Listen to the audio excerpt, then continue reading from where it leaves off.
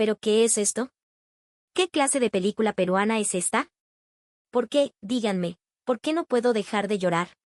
Ahora mismo, en el corazón de Leicester Square en Londres, el aire está cargado de una conmoción indescriptible. Ha ocurrido algo impensable. El público británico, famoso por su estoicismo, ha salido de una sala de cine con los ojos hinchados y el alma rota. Este es el Reino Unido, una nación forjada en siglos de tragedias reales, un pueblo que apenas parpadea ante las más sombrías historias. Y sin embargo, estas mismas personas, que han visto caer cabezas de reinas y príncipes desaparecer en torres, se han derrumbado por completo ante el destino de un joven príncipe inca, una historia llegada desde el otro lado del mundo, desde una tierra llamada Perú. Pero la escena más increíble no estaba en la pantalla, sino fuera del cine.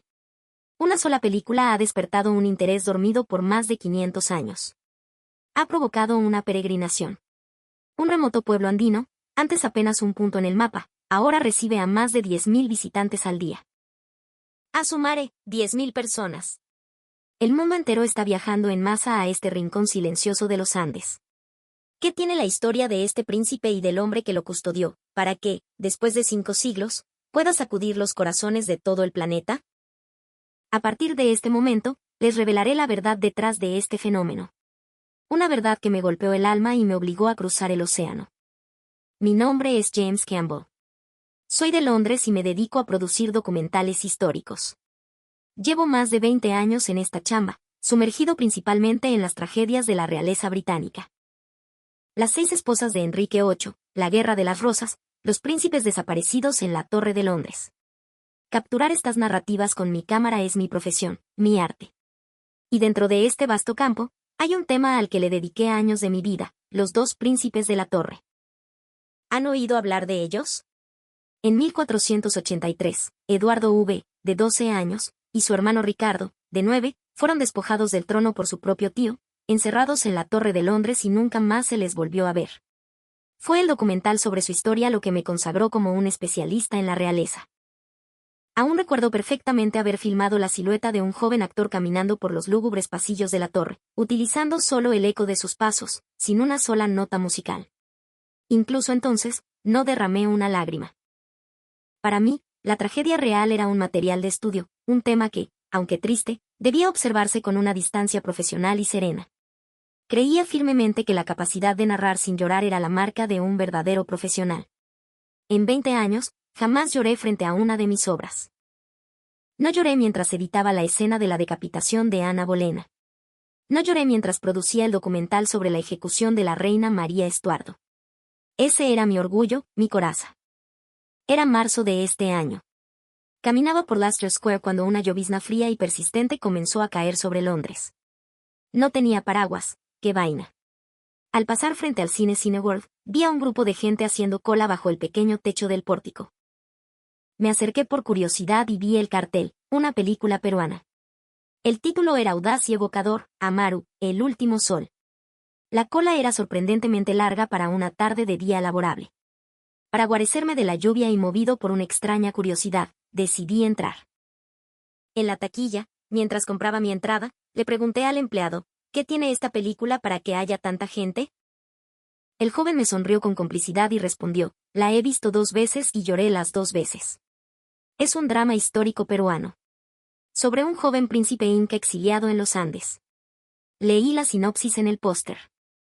Un príncipe coronado a temprana edad es despojado de su imperio por los invasores españoles y desterrado a un pueblo perdido en las montañas. Un momento. Esta historia me resultaba increíblemente familiar. ¿Un joven monarca que pierde su trono a manos de una fuerza usurpadora? Pucha, era un calco de la historia de Eduardo V. ¿Acaso lo que ocurrió en Londres en 1483 se había repetido, con escalofriante precisión, en los Andes del Perú en el siglo XVI? Sentí una punzada de arrogancia profesional. En este tema, yo era el experto. Tragedias reales de usurpación, donde tíos o invasores apartan a jóvenes herederos. Solo en la historia británica hay docenas. ¿Qué podían ofrecerme de nuevo? El final era predecible, ¿no? El joven príncipe moriría trágicamente, el público se entristecería. Sería la misma fórmula que usé para mi documental sobre Eduardo V, pero quizás con algunas llamas y montañas de fondo. Entré a la sala. Tenía una capacidad para unas 250 personas y estaba casi llena. A mi lado se sentó una pareja de británicos, de unos 60 años. Al otro lado, una pareja de veinteañeros. Esperaba encontrar una audiencia mayoritariamente latina, pero no fue así. Más de la mitad eran británicos. Tanta gente dispuesta a ver una película histórica extranjera, con subtítulos, sobre una cultura tan lejana. ¿Cuántos de ellos sabrían siquiera ubicar el Tahuantinsuyo en un mapa? Para ser honesto, pensé para mis adentros, seguro están aquí por la moda del cine internacional. Películas modernas como Parásitos o El juego del calamar pueden ser universales, pero un drama de época es diferente. Sin el contexto histórico, es imposible conectar emocionalmente. ¿La época de los incas? Seguro que la mitad se aburrirá y se irá antes del final. Las luces se apagaron y la película comenzó. La pantalla indicaba una duración de 117 minutos. Crucé los brazos, saqué un bolígrafo y mi libreta. Estaba en modo analítico, dispuesto a deconstruir la película. Mi objetivo era simple, comparar esta copia andina con las grandes tragedias reales británicas. Jamás imaginé que, 2 horas después, estaría en ese mismo asiento, con el rostro empapado en lágrimas, completamente destrozado. Mi confianza, esa coraza forjada durante 20 años, comenzó a agrietarse a los 30 minutos exactos. Poco después de empezar la película, apareció en escena un personaje llamado Kuntur, el curaca o jefe de la comunidad a la que llegaría el príncipe exiliado. Era un hombre pragmático, casi cómico. Al enterarse de que un miembro de la realeza inca llegaría a su aldea, se emocionó. Había oído que un pueblo vecino había prosperado gracias a un noble exiliado, y ahora intentaba convencer a su gente de que recibir a este príncipe misio y despojado podría mejorar sus vidas. ¿Un jefe local que ve el exilio como una oportunidad de negocio? La sala estalló en carcajadas. Yo también me reí. El caballero británico a mi lado reía a carcajadas. La joven pareja del otro lado también sonreía. Pensé para mis adentros, ya veo la estrategia. Han mezclado la historia con comedia. No es una mala táctica, aunque le resta un poco de peso a la tragedia real. Seguía analizando, tomando notas en la oscuridad con mi bolígrafo. Pero entonces, la atmósfera cambió por completo. El príncipe depuesto, Túpac Amaru, llegó. Era solo un muchacho de 17 años. La escena lo mostraba cruzando el sagrado río Urubamba en una pequeña balsa. En ese instante, el cine se sumió en un silencio sepulcral. Las mismas personas que reían momentos antes contuvieron la respiración. No había música. Solo se oía el murmullo del río, el sonido del agua golpeando la madera. La cámara seguía lentamente la espalda de aquel joven que no poseía nada más que su linaje. Y en ese preciso momento, sin darme cuenta, dejé caer el bolígrafo. Mi mano, que segundos antes tomaba notas febrilmente, se detuvo. Solo más tarde comprendí por qué. Esa imagen. Esa espalda solitaria. Era un eco doloroso de una escena que yo mismo había creado. La espalda del joven actor caminando por el corredor de la Torre de Londres. En esa escena, yo también había usado solo el sonido de los pasos. La diferencia era que, aunque ambas tragedias ocurrieron con apenas unas décadas de diferencia, una en Londres y otra en el corazón de los Andes, mi documental no hizo llorar a nadie. Ni siquiera a mí. Pero aquí, en esta sala oscura de Londres, algo muy diferente estaba ocurriendo. El señor a mi lado se quitó las gafas. Con el pretexto de limpiarlas, se secó discretamente una lágrima. El mismo hombre que antes se reía a carcajadas. Una mujer de mediana edad, sentada sola unas filas más adelante, sacaba un pañuelo de su bolso. Deben saber que los británicos somos una nación que aborrece las demostraciones públicas de emoción. Y sin embargo, allí estaban, incapaces de contener las lágrimas ante una película histórica extranjera, leída a través de subtítulos. Yo aún resistía. Era mi orgullo profesional, esa voz que me decía, llorar es para el público. Tú analizas. La película entró en su acto final. Túpac Amaru toma una decisión, no quiere que más gente que ama y aprecia muera por su causa.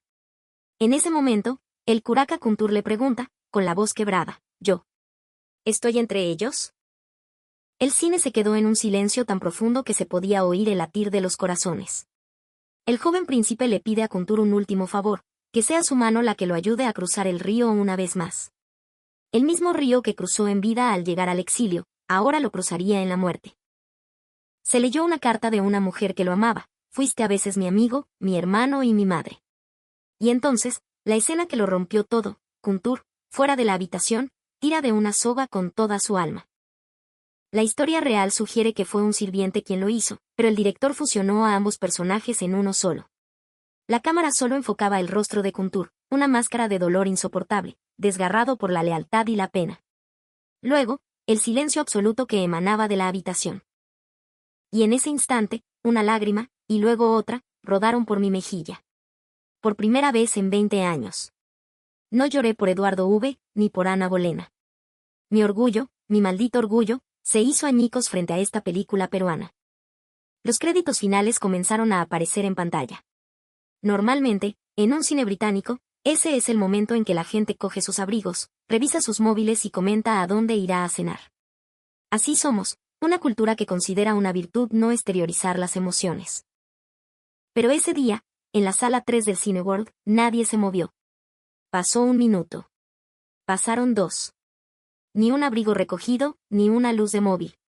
Solo se veían, en la penumbra, las siluetas de manos secándose las lágrimas. El señor a mi lado tenía la cabeza gacha, las manos sobre las rodillas. La joven pareja se cogía de la mano en silencio. Entonces apareció el último texto en pantalla. Informaba que, 242 años después de su ejecución, el príncipe fue oficialmente reconocido con el nombre de Tupac Amaru, restaurando su honor. Y que, a día de hoy, su tumba secreta y la de Kuntur, el hombre que lo protegió, yacen juntas en el mismo lugar sagrado. Al leer esa última frase, los sollozos contenidos que llenaban la sala finalmente estallaron. Las emociones que los británicos habían reprimido durante 2 horas se desbordaron por una simple línea de texto. Se encendieron las luces. La gente comenzó a levantarse lentamente. Yo permanecí sentado, incapaz de moverme. Cuando finalmente salí al vestíbulo, me encontré con una escena surrealista. Nadie se iba. La gente estaba de pie, en pequeños grupos, mirando sus teléfonos. ¿Qué hacían? Estaban buscando en Google. ¿Qué es el Tahuantinsuyo, Tupac Amaru? ¿Dónde está Cusco? Justo al salir de ver la película. Los británicos. Mientras caminaba hacia la salida, oí a una mujer de unos 30 años decirle a su amiga, no sabía absolutamente nada de la historia del Perú, pero no entiendo por qué me duele tanto el corazón. Su amiga asintió, diciendo que casi se queda sin aliento al leer el último texto. Detrás de ellas, un hombre de mediana edad le comentaba a su esposa, ¿recuerdas la historia de los 2 príncipes de la Torre de Londres? Es muy parecida, pero hay algo. Algo fundamentalmente diferente aquí. No sé qué es, pero es diferente. Me detuve en seco al oír eso. Él también lo había sentido. No era solo yo. A un lado, vi a la pareja de 60 años. El abuelo le mostraba a su esposa la pantalla de su teléfono. Al pasar cerca, escuché la palabra Tupac Amaru. Seguramente había encontrado su página en Wikipedia. La mujer negaba con la cabeza, con una expresión de incredulidad, como si no pudiera concebir que algo así hubiera sucedido realmente. La pareja joven estaba sentada en un banco, ambos con los ojos todavía enrojecidos. El chico miraba su teléfono y le decía algo a su novia, quien suspiraba y asentía con tristeza.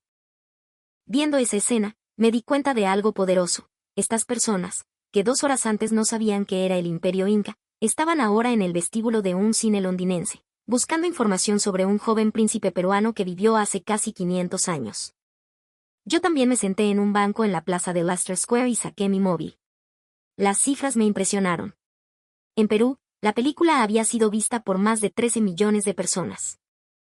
La población de Perú es de unos 51 millones, lo que significa que casi 1 de cada 4 peruanos fue al cine a verla.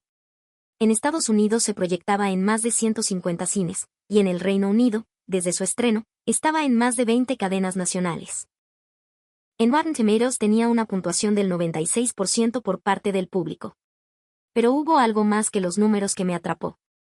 Encontré un artículo que decía que, a causa de esta película, un pequeño y remoto pueblo en los Andes llamado Cusco, estaba recibiendo más de 10.000 visitantes al día.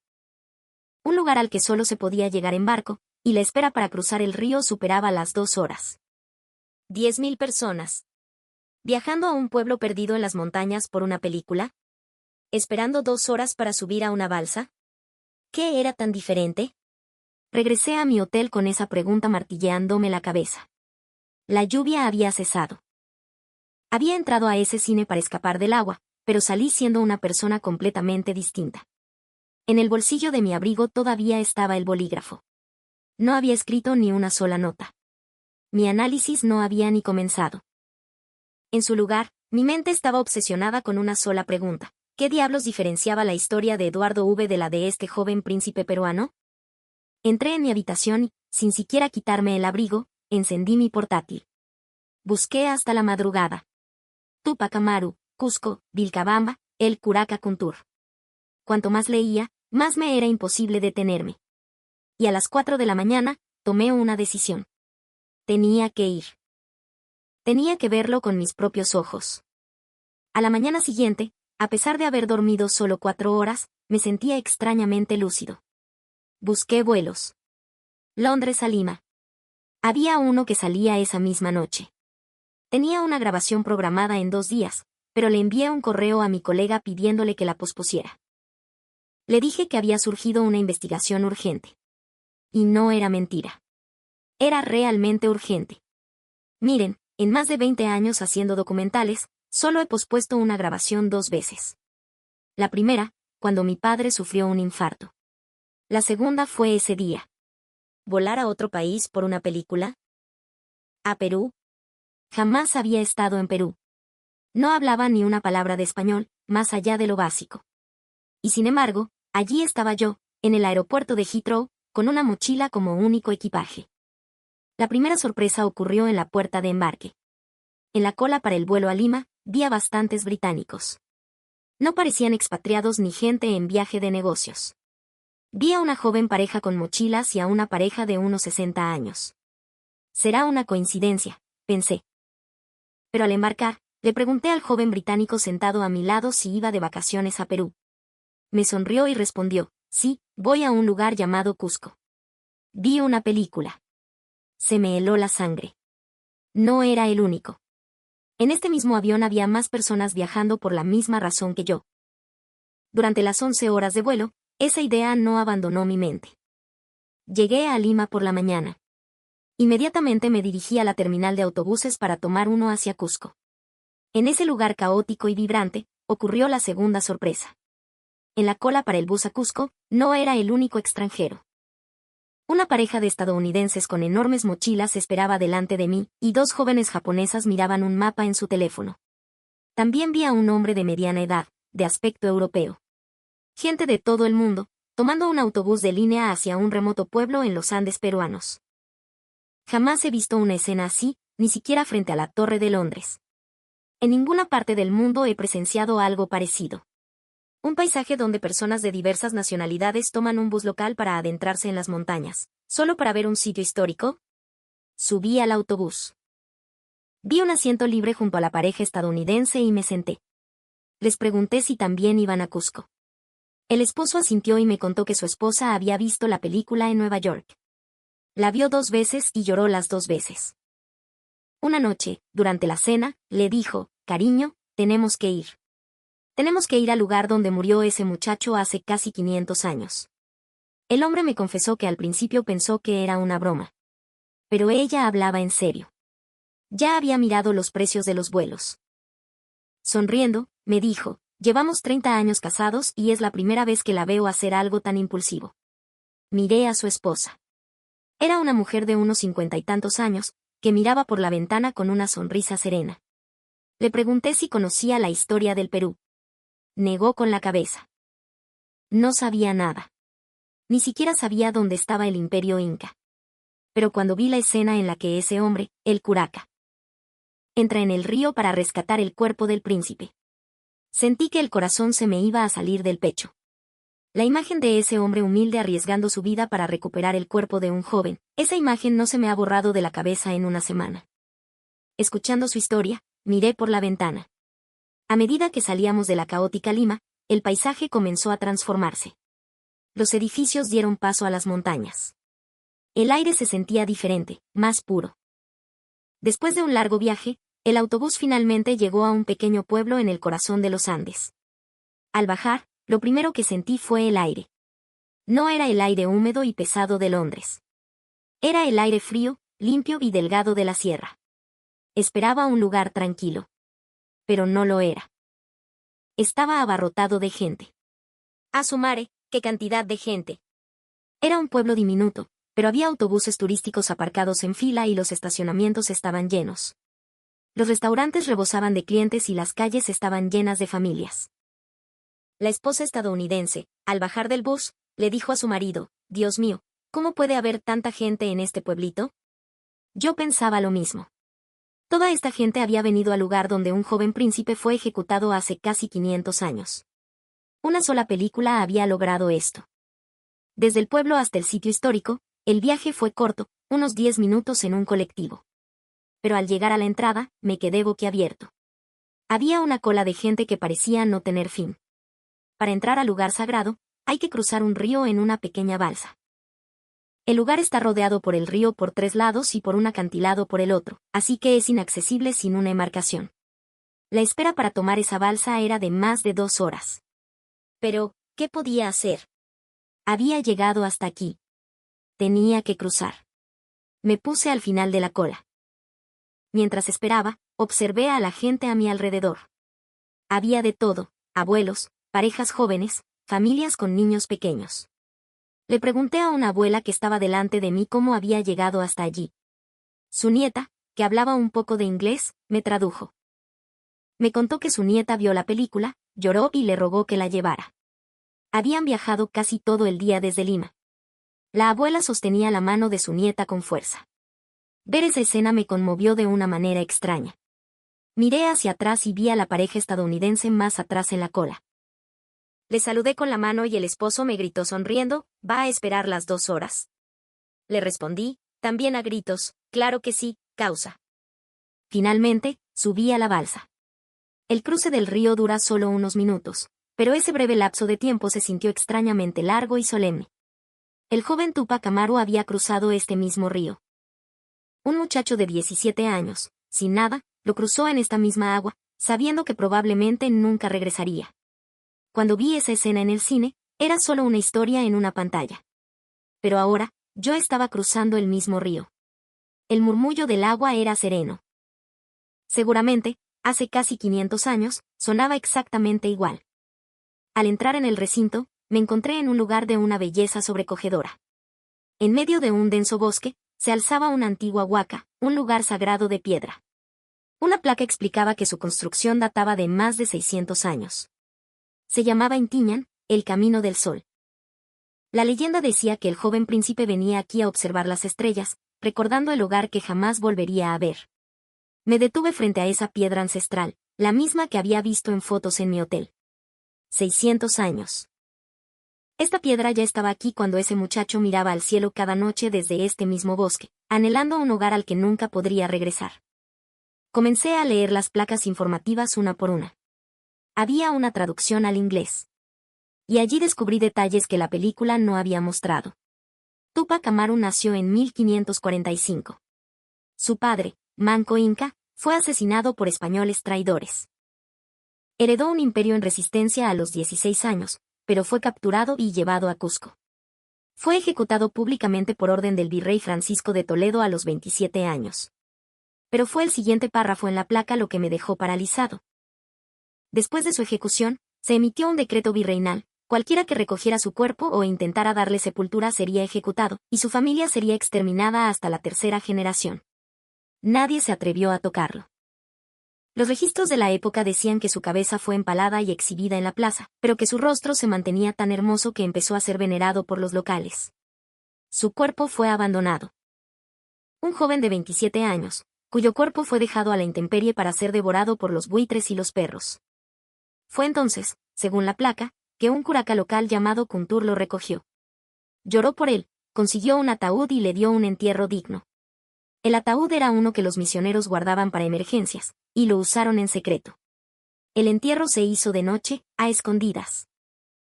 Si los descubrían, su linaje entero desaparecería. Y de hecho, la familia de Kuntur tuvo que dispersarse y vivir en la clandestinidad, escondidos en los pliegues de los Andes, por más de 300 años. No fue hasta 1783 que un descendiente pudo probar su linaje y el rey Carlos III de España le concedió honores y exenciones.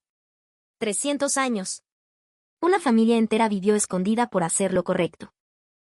La esposa estadounidense estaba a mi lado, leyendo la misma placa, siguiendo el texto en inglés con el dedo.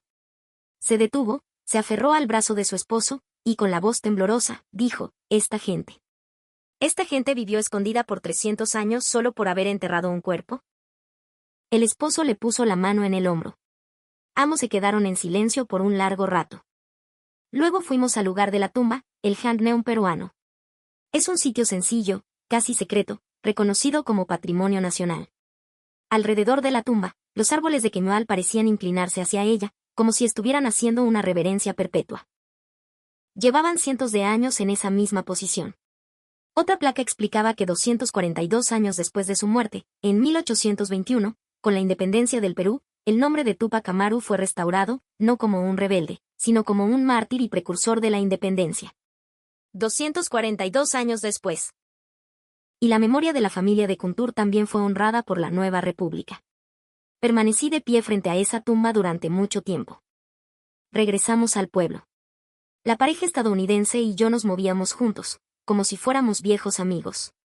Era la hora del almuerzo y los restaurantes estaban a reventar. A pesar de ser un pueblo pequeño, todos los locales estaban llenos. Finalmente encontramos una mesa en un pequeño restaurante.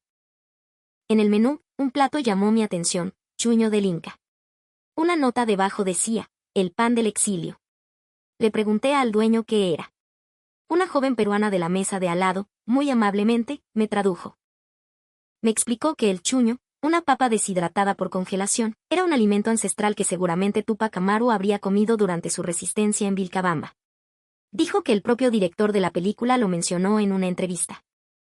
El alimento que un joven príncipe comió hace casi 500 años ahora se vendía en este restaurante, y gente de todo el país venía a probarlo.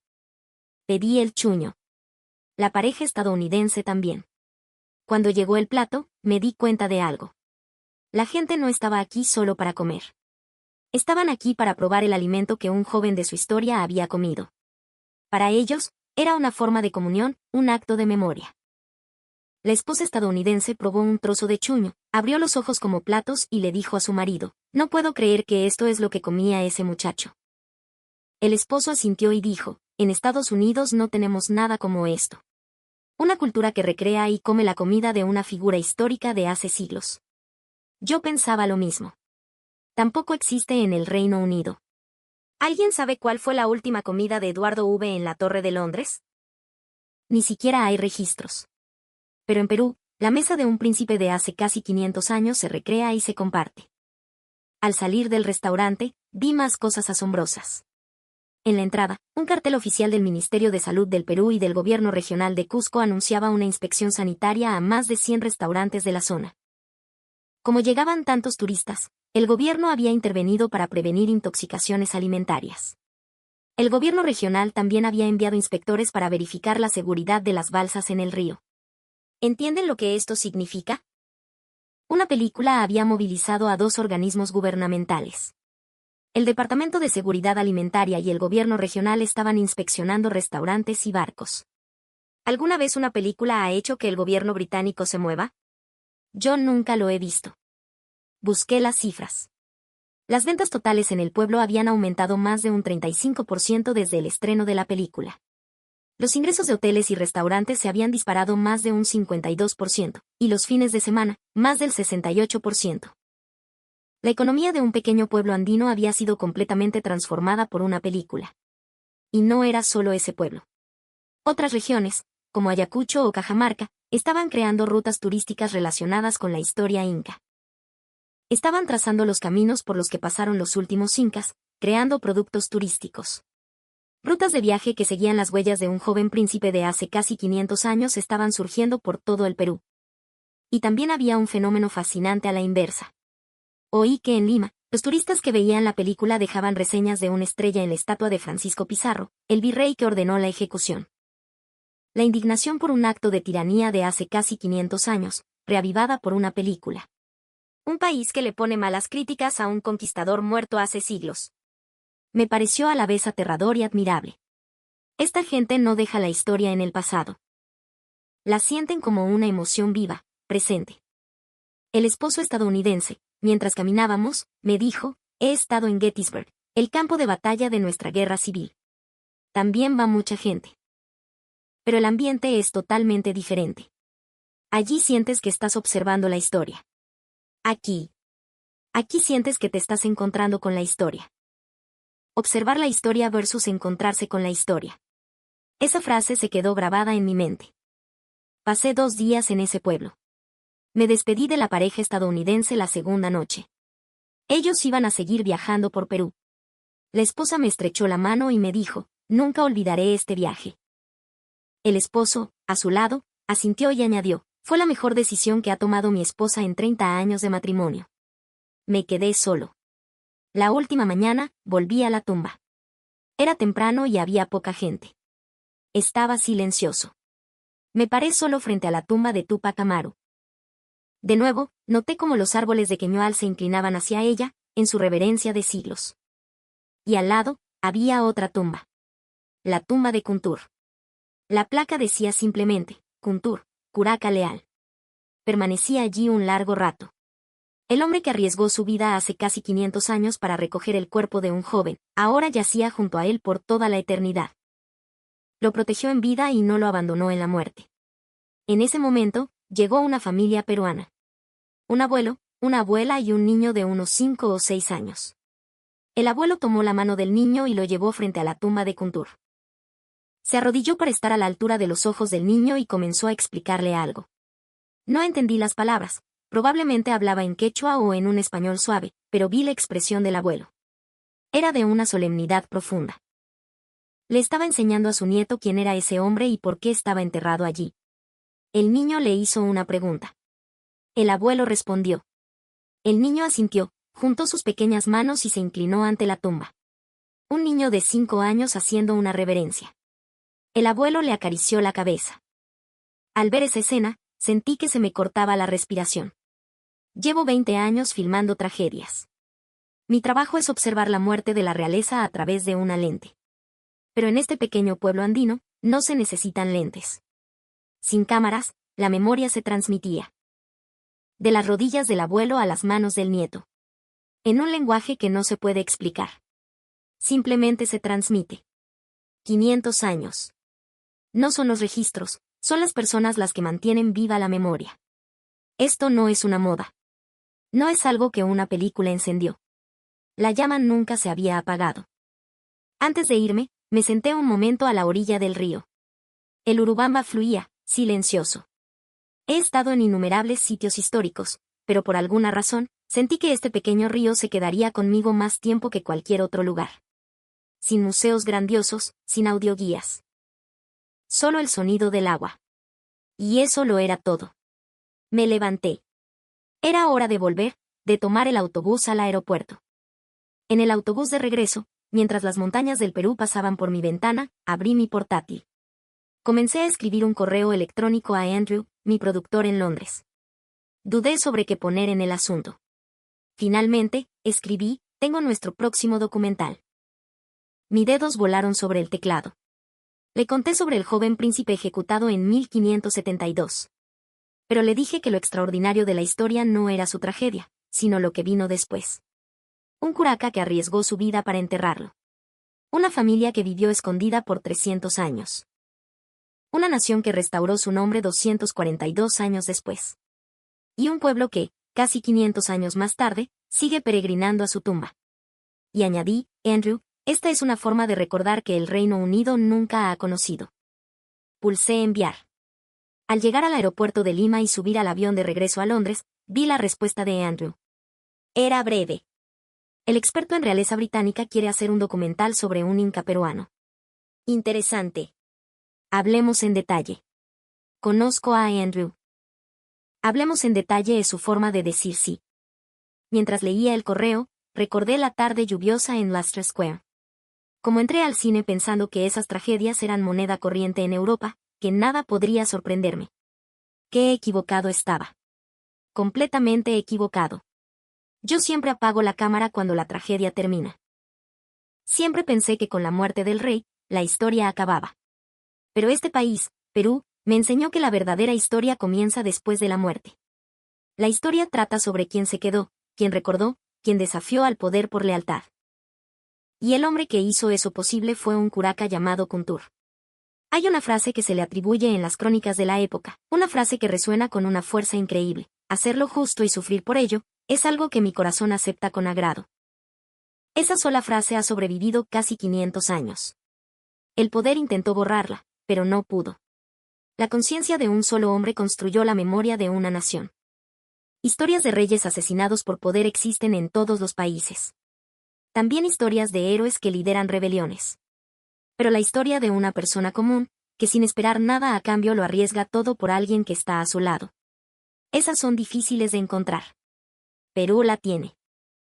Y esa persona existió, su nombre fue restaurado y su tumba yace junto a la del joven al que protegió. Así que les pregunto solo una cosa. En ese momento, cuando todos los demás dieron la espalda, cuando el propio virrey amenazó con exterminar a su familia, cuando vieron el cuerpo de un joven abandonado en el frío de los Andes, ¿ustedes qué habrían hecho?